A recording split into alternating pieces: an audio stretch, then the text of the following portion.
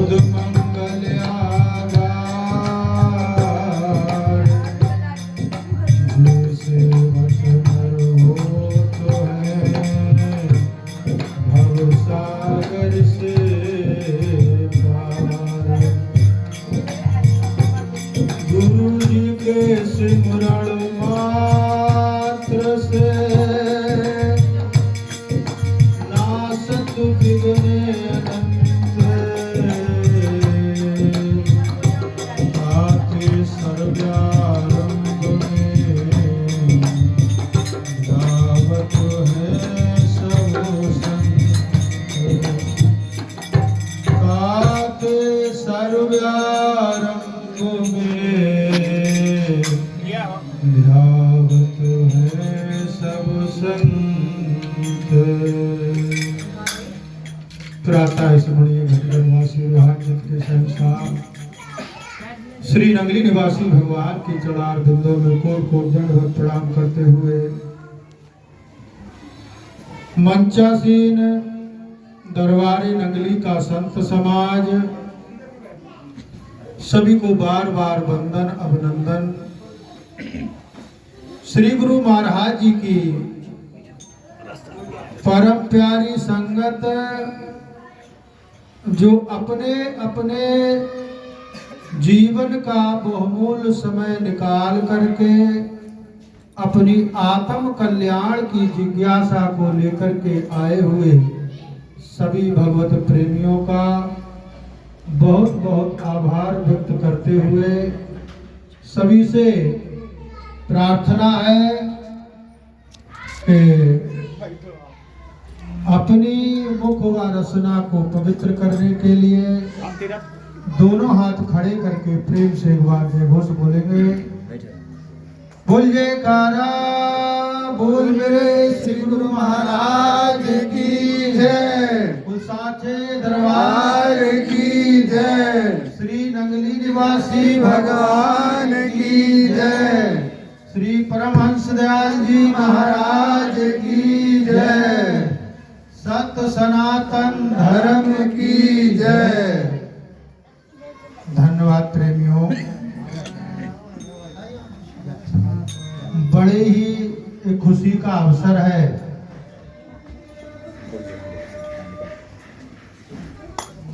जहां पर गुरु महाराज का पावन दरबार लगा करके सत्संग गुरु महाराज के प्रेमी भगत करते हो। कबीर साहब कहते हैं कबीरा संगत साधु की साहिब आवे याद, लेखे में सोई घड़ी बाकी सब बर्बाद।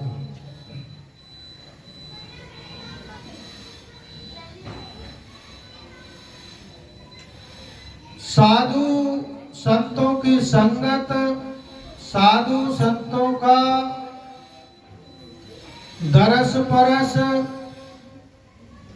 और साधु संतों के मुखार बिंद से सत्संग की अमृत वर्षा हो और साहिब आवे याद, उस मालिक का नाम याद आए। ऐसी घड़ी के बराबर दुनिया में कोई और घड़ी नहीं होती है। लेखे में सोई घड़ी बाकी सब बर्बाद। लेखने में लिखने लायक सुंदर बोई एक घड़ी है और उसी घड़ी में श्री गुरु महाराज जी की कृपा से हम सब लोग प्रवेश किए हुए हैं। और ये सत्संग जो हमारे मुन्ना भैया के यहाँ पर रखा गया है, सत्संग का कार्यक्रम, मुन्ना भैया के जो बेटे राजन की शादी के उपलक्ष्य में, विवाह के उपलक्ष्य में कार्यक्रम रखा गया है। बड़ी अच्छी सोच है इस परिवार की।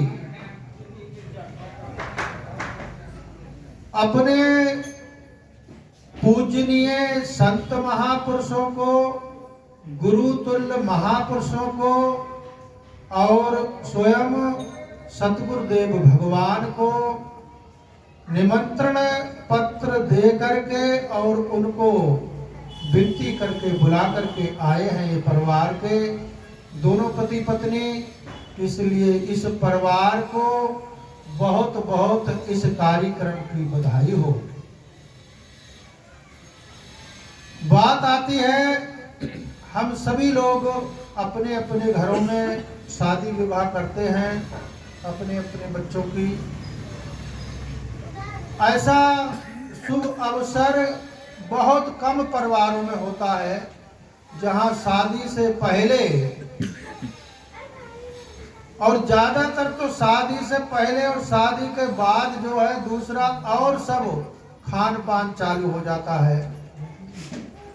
लेकिन ऐसा कम देखने को मिलता है कि शादी से पहले भगवान का दरबार लगा करके भगवान के सुंदर दरबार से, पावन दरबार से संतों को बुला करके सत्संग करवाया जाता हो।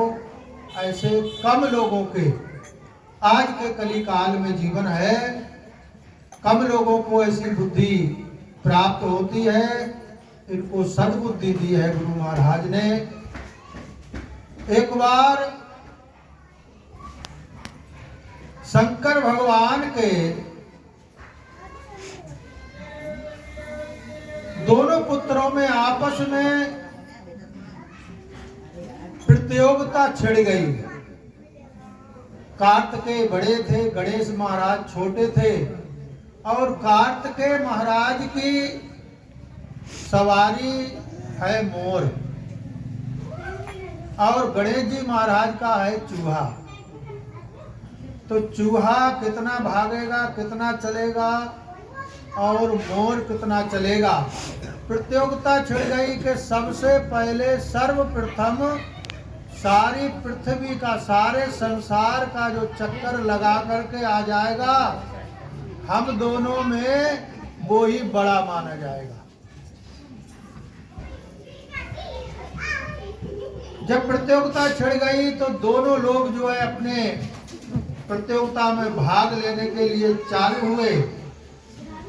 कार्तिकेय महाराज मोर पर सवार हुए और मोर ने जब उड़ान भरी तो ऊपर को देखते हुए जाए जा रहे हैं। वो तो सोच रहे हैं कि ये तो यहाँ पहुंचेंगे, 1 किलोमीटर ज्यादा से ज्यादा पहुंचेंगे, तब तक तो हम पूरा चक्कर लगा के आ जाएंगे। ऊपर को देखते जा रहे थे और चले जा रहे।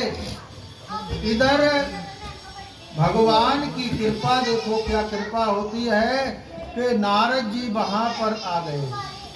नारद जी कहते नारायण नारायण नारायण। अरे लगता है गणेश जी महाराज आज कहीं की लंबी तैयारी है आपकी, कहीं प्रतियोगिता में भाग लेने जा रहे हो। उन्होंने कहा हाँ, हम दोनों भाइयों में आज प्रतियोगिता है।